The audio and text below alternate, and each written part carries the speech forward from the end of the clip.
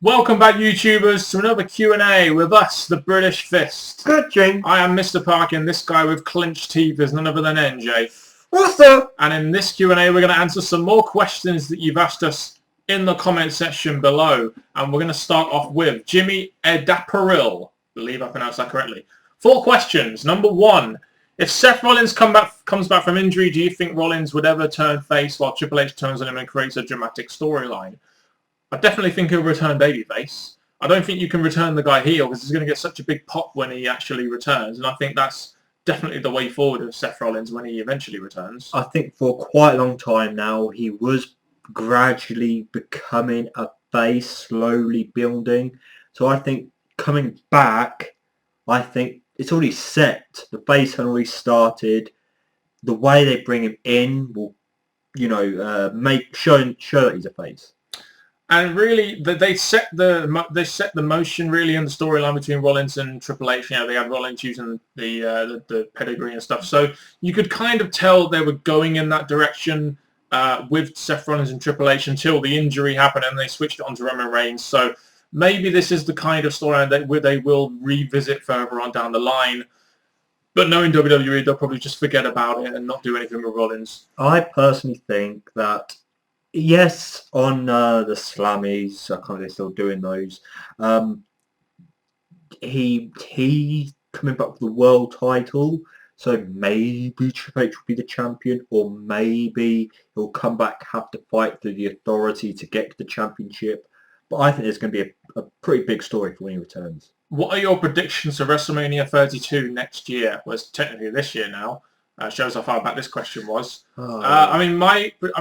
I don't want to predict the matches because that is, even this close to Royal Rumble on the 19th of January, we still don't really have a great idea as to what kind of matches there'll be. So as for my predictions to WrestleMania 32, I think they'll sell out the arena just because of the WrestleMania and WWE brand and the way they've got the whole event, the WrestleMania as a whole week-long event going on.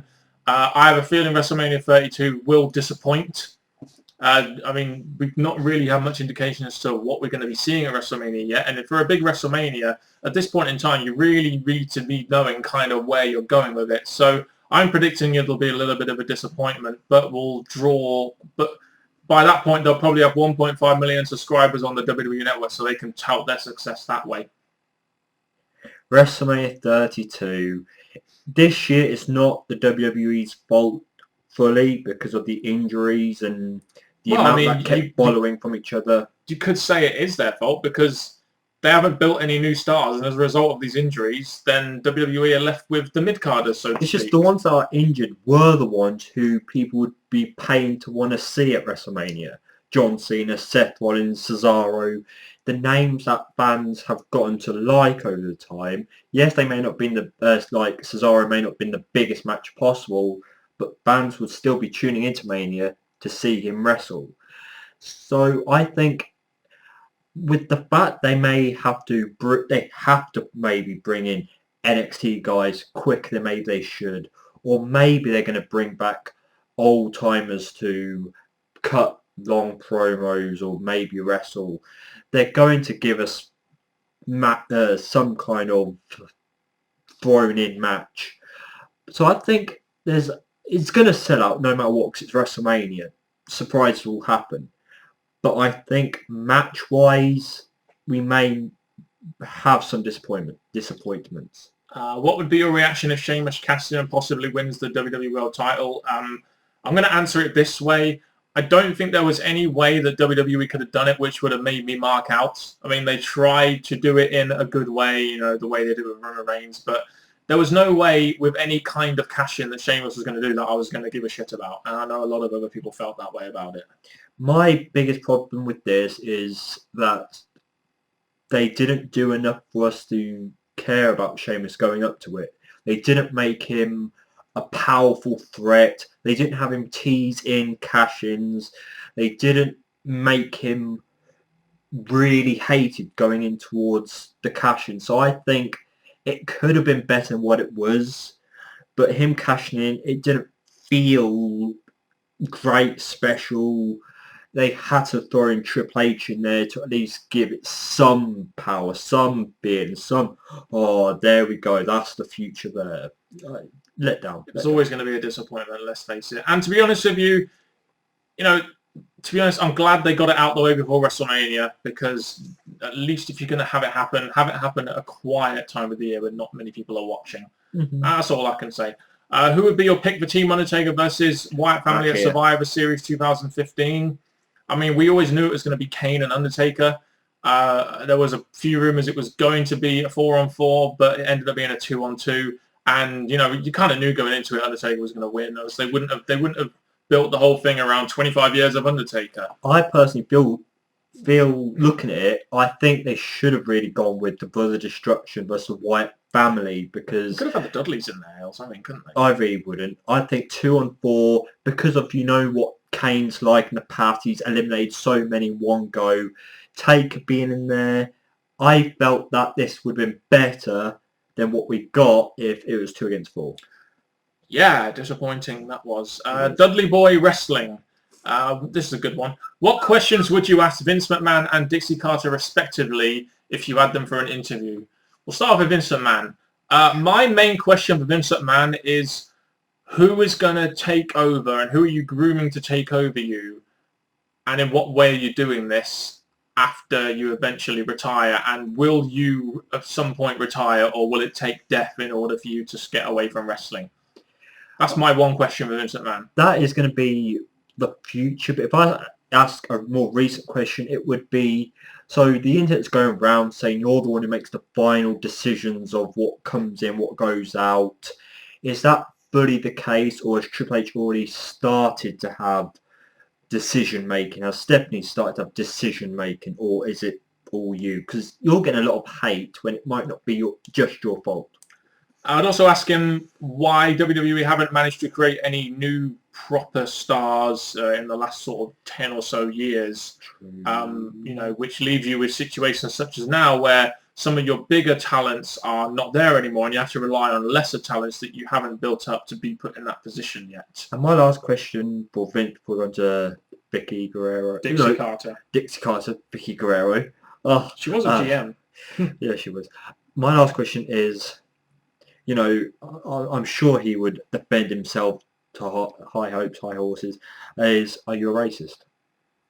Yeah, Dixie Carter. My first question for Dixie Carter would be, do you plan on trying to grow your company, or are you just prepared for the company to stay at the same level it is? I just wonder if Dixie Carter has any future visions for the company, which means that at some point it could grow. Because as far as I'm concerned, if you're not trying to grow in business, then there's not really much point in you being around.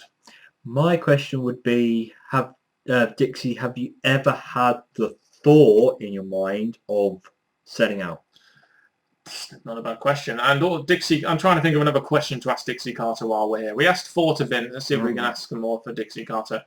I'd probably ask Dixie Carter how much influence she actually has on the company's direction from a creative standpoint, and why she hires the people, why she has made the decision in the past of bringing in people like Hogan and Bischoff, and especially when at one point you were at a 1.4 rating when you were drawing 2 million viewers. How did you go from that point to 4 years later being where you can barely draw 300,000 viewers on a very lesser TV network? My last question to Dixie Carter would be, why do you spend so much time on Twitter? Possibly, but I think I'd ask, who... tough one. Because obviously I'm not a huge TNA fan much anymore. I think I'd ask, who from the WWE would you wish would accept a contract from you? So a bit of fantasy booking. What did you think of the Wayne Rooney and King Barrett incident? I thought it was somewhat funny, although I thought Wade Barrett oversold the slap from Wayne Rooney essentially, which kind of made it a little bit not as good as it should have been to me. Just when he slapped a guy, and he slapped him, and he was on the floor as if he'd been knocked out. Well, I I thought it was nice because obviously UK people interacting, but I really would have had, Barrett knock him out. Well, I'm a United fan, so I'd rather Wayne Rooney have done it. But the celebrities always come out on top in these things, don't they? How could WWE, then TNA, both drop the ball with Mr. Anderson and Mr. Kennedy? Surely he should have been the mouthpiece for the company, especially for TNA. Well, I know that the reason Mr. Anderson, and I only know this because I listen to the Solomonster podcast every Sunday. Jason Solomon, they're doing a hell of a job. I only know that through him that Mr. Anderson got fired from WWE because a lot of people with massive influence backstage thought he was very, very reckless in the ring, and he caused a lot of injuries as well, which is why that led to him being fired. But even bigger was, how did Mr. Kennedy not become a bigger factor for TNA? I mean, the guy oozed charisma. He was great on the mic. His matches were decent to good. I just don't know what happened to the guy. I mean, maybe losing to Sting didn't help. Just saying. But how did they not make him like a massive part of the company? I just never ever understood that. He seemed to go from one of the hottest characters on TV to just being a nothing player. Well, my thoughts quickly on WWE. I feel that if we go with what someone once has said, I felt that if that was the case, he should have gone to backstage and been retrained, because I felt the Vince McMahon storyline, yes, it would have made dramatic changes to his career because he would have been a part of the McMahon family with Triple H eventually and all that stuff. So I felt the WWE could have done better with him. As for TNA, he had the office there. He was with Buddy at some point, who's the top guy at the time. He was involved with Sting. I think he had a lot going for him. Maybe it's partly his fault, and I don't really like saying it because I like Mr. Anderson. He did get injured a lot. That could have been it then. I don't know. Probably just because he got injured a lot and they couldn't rely on him to have a consistent push for months on end. I don't know. I mean, you get that a lot with, like, Mark Henry, for example, is another one of those guys that whenever he got pushed, he would get injured. And it's not their fault, but you can't build a whole, massive storyline on a guy that gets injured. One. I mean, Daniel Bryan was another one. They'll never push Daniel Bryan like that again. Why? Because of those injuries he got. I think before we go to the next question, a little time to talk about Daniel Bryan. Just a little time, because it has been asked and it is a current thing that I think addressing. Because there's thoughts of him possibly not being brought back to wrestling for the WWE. And I think if he's getting cleared outside of the WWE, that he's fine, he's able to wrestle again. Yeah, the WWE are trying to protect him instead of putting him into big storylines, but he's a very likable character. I think he should be doing something in the WWE. If the WWE are so consistently strong of not bringing back as a wrestler, give him something to do, because fans still want to see him. He still wants to be a part of the WWE. Ebro S. Mr. Parkin, what do you think of the recent soccer matches being cancelled due to bomb threats in the stadiums? And what is your response to the Paris and Beirut terrorist attacks? Yes, I remember when that happened. I remember seeing the footage, and it wasn't just at the soccer match as well. I believe there was an Eagles of Death Metal concert where a lot of people got killed, and it is ridiculous what is going on, in the sense that it is so easy to seemingly cause terror in these situations. And it's got to the point now where there's so much mass media coverage about this that essentially the terrorists are winning. Let's say this happened. I'm not saying it shouldn't be reported on. I'm not saying people shouldn't be talking about it. But let's just say this did happen and no news got reported on it. No one talked about it. Then they wouldn't be doing it, would they? I mean, let's face it. These guys are doing it because they want attention, essentially. They want to get their message out there. They want to get attention for their group. And it's the same with regards to Paris terrorist attacks as well. I mean, who the fuck is doing this, and what sick individuals are telling people to do this crap? I don't get it. I really don't. It's an agenda that's making, in my opinion, the minority of a religion look like a religion. That is not how it is, because a majority of Muslims are very, very good people, and a certain minority of these people are making a whole religion seem like terrorists, and that shouldn't be happening. That shouldn't be the way it is. I mean, you've seen this whole thing about Donald Trump wanting to ban Muslims from America. Ridiculous. Just because of the actions of a few, it is ridiculous. I have no more to say about this. James Thomas. When will Terminator MJ reappear? We've previously been asked about this, and the WWE is making him want to stay far as possible, which is a good thing for us. And with our channel not being flowing, he has no reason to really come back. If you want to hear stuff from him, go to @TerminatorNJ on Twitter or his Facebook page for any small updates. And he did have a YouTube channel or something, didn't he? Didn't he like raid our channel with videos or something to hype that up just so he could get some views to his YouTube channel? Attention. And there were people out there that said, we made the videos and we did the hype. Well, why the bloody hell would we want to do that? Why would we spend the hours and hours on time that it possibly took him to make those videos? Why would we do that to try and bring viewership to another channel? Not a good idea. Just don't get some people out there. Don't get it. Don't get it. But anyway, Paul Erickson Alejandrino, what are your thoughts on Alberto Del Rio's WWE return? Well, he came back and defeated John Cena 100% clean, which doesn't usually happen for the US title. And since then, he has done what?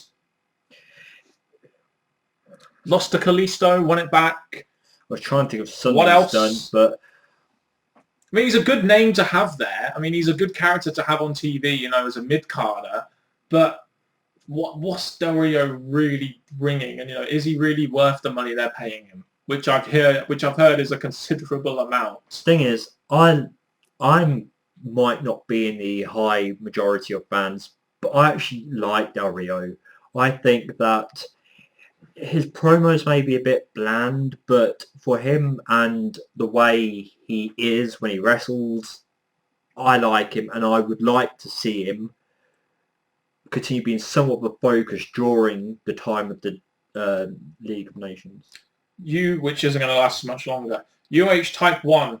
John Cena or Roman Reigns, which one of these wrestlers would you choose to wrestle The Undertaker in his final match, and why? I'll let you go first.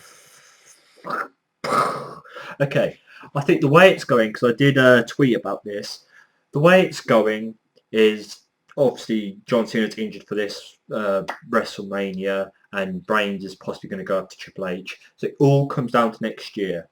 That's another year of building up Roman Reigns. That's another year of bringing Cena away from the US and back to the main event scene. So I think they've both got the chance. But if I had to pick one, because I feel that you shouldn't keep Taker around much longer.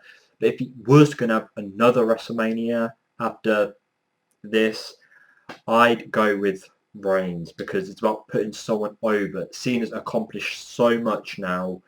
There's no real point of being in Taker's last match when Reigns is still possibly going to be in the company for more years to come.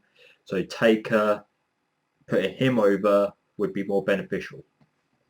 I don't know what it is. I can't ever see Roman Reigns facing Undertaker. I just can't see it happening. I just can't see where the storyline would come from or what reason they'd have to fight. This is why I'm always going to go for John Cena, because at least at the end of the day, you guarantee that is going to be a match that people are going to want to see to some degree. I mean, especially if the Streak was still alive, you'd have the Streak versus the guy who never gives up, and that would be you'd believe that match, wouldn't you? I'm just saying. But, I mean, that's not the case anymore. Nope. But I'd still have John Cena versus Undertaker just because it's a match we haven't seen in a while.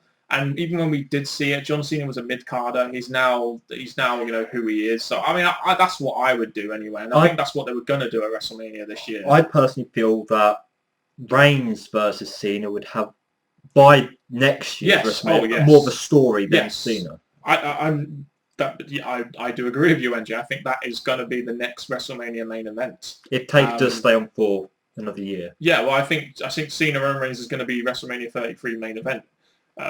No doubt, but we can only choose between Cena and Reigns, unfortunately. Yeah. But anyway, that's been another Q&A.